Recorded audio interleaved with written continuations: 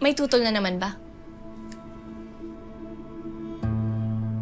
Nakakaya naman sa mga kapitbahay. Baka madami pa silang masabi. Nila o ikaw?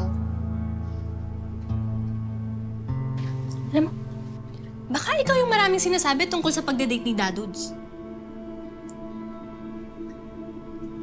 Ko sa'yo, te. Hindi. Mag-usap tayo, Lika.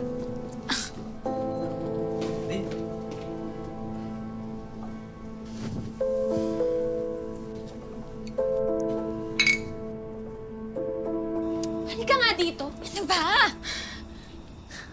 Ayaw mo bang sumaya si Dadudes? Gusto mo bang nakikita siyang miserable? Ako, ang laging kasama ni Dadudes.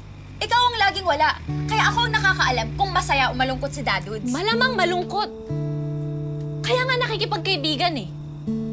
Habang buhay mo na lang ba siyang pipigilan? Bilis niyo namang mag-move on. Pero yung problema niyo ni Boss Carlo, ang liit-liit, hindi mo makalimutan. Aya, ano bang konsepto mo ng moving on, ha? Tingin mo kinakalimutan namin si Maming? Bakit? Hindi ba? Binubura niyo si Maming sa pagpapapasok ng ibang babae dito sa bahay. Aya, hindi ganon yun. Lahat tayo, kailangan natin magpatuloy sa buhay, Aya. At sigurado akong mas magugustuhan ni Maming yun kaysa makita tayong huminto na lang sa buhay natin. So, anong sinasabi mo? Na wala akong nararating? Abe, ewan ko sa plano mo. Totoo bang nag-a-apply ka sa scholarship sa college mo? O mas gusto mong binabantayan dito si Dadudes? Wala kang alam sa akin, ate. Siguro nga wala.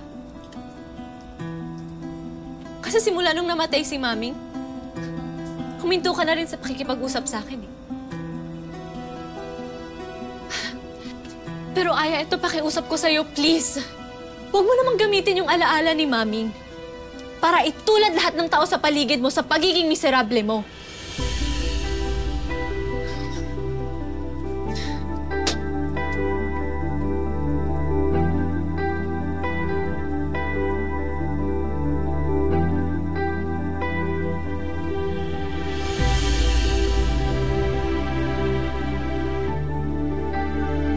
I think I'm